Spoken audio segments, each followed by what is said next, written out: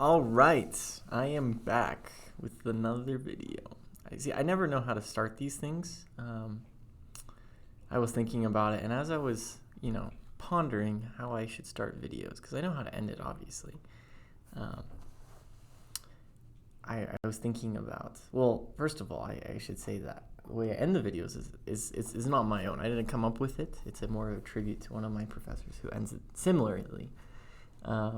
Who's been a mentor to me, and he helped me create these videos, come up with the idea.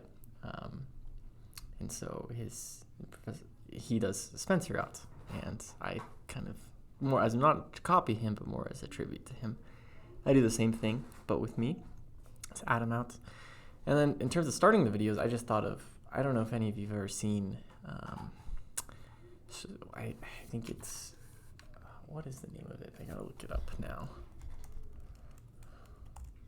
Oh yes, the Strong Bad Emails on YouTube. And if you haven't seen those, I recommend you go watch them because I think they're so funny. And he always starts his emails so interestingly, and then it goes off, and it's just this animated little short. I don't really know what it is. It's a show or something. It's older, but it's funny. So if you're ever bored, go look up some Strong Bad Emails on YouTube and watch them. Anyways, let's jump in and talk about tools of a central bank. So what I want to talk about with this video is there's really two things that we're looking at.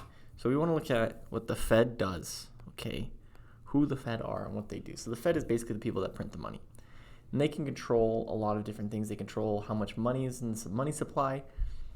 And how do they do this? Well, the biggest way they do it is through bonds.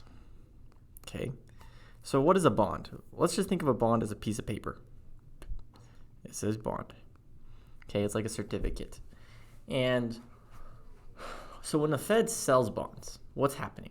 They're selling the bonds to the general public. So this is the Fed. This is the public. So when we have a bond, so let's say the Fed is selling bonds to the public. So that means they're giving the public bonds. What does the public give them in response? They give them money.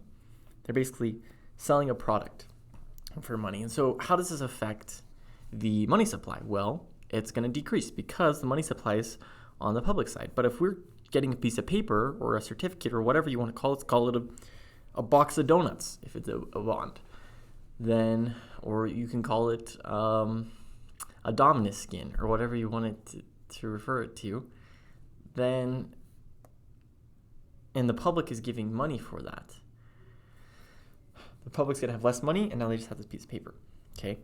But now let's say the Fed decides to buy bonds. So now in order to buy bonds, the Fed is buying the bonds back. I don't know what that drawing is.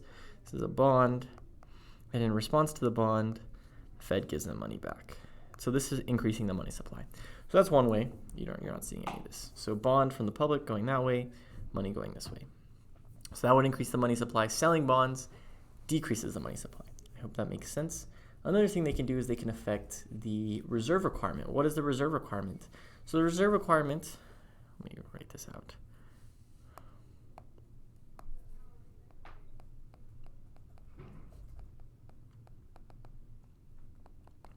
The reserve requirement versus the discount rate.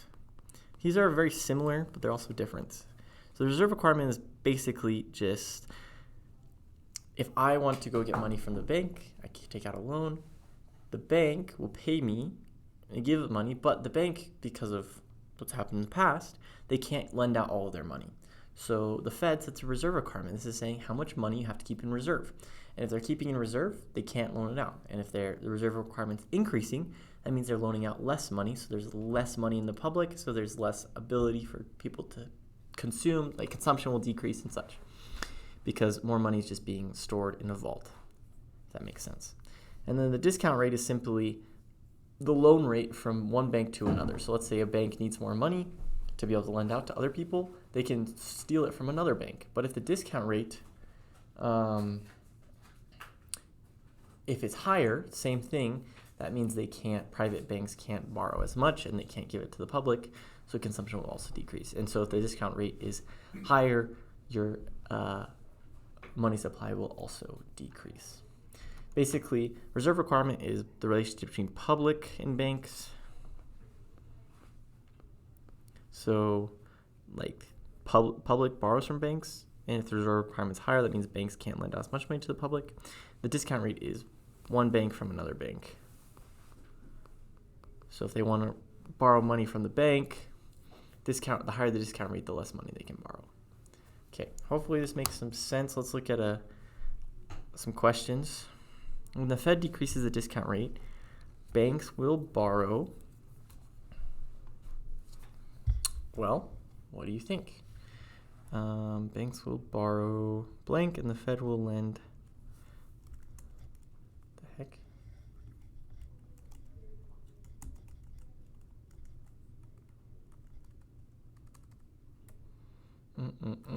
Sorry. Something is wrong with my computer.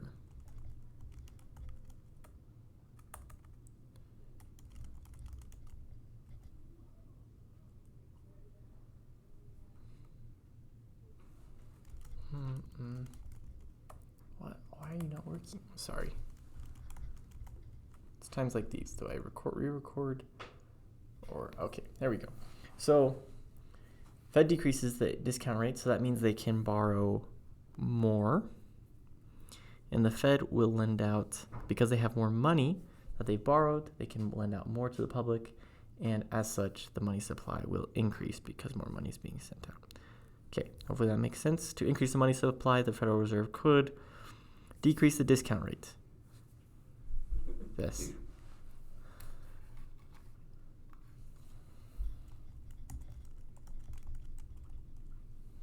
That would work, because if you're decreasing the discount rate, then more banks can borrow more money from other banks, and then they can lend out that money. Sell government bonds. If they sell government bonds, that will decrease the money supply, because they're giving the bond and people are paying money, so they're giving money from their pockets. So there's less money in the money supply. Increase the reserve requirement. If they increase the reserve requirement, more money will still be stored in bank vaults. That won't work. Time bank regulations, that will also not do. And print money, that will not have the effect either, because it's not printing money does not increase the money supply. It just increases how many dollars are in. It's not the actual value. It doesn't change. So in this case, the answer would be this. Okay, hopefully that makes sense. Let me know if you have any questions. Adam out.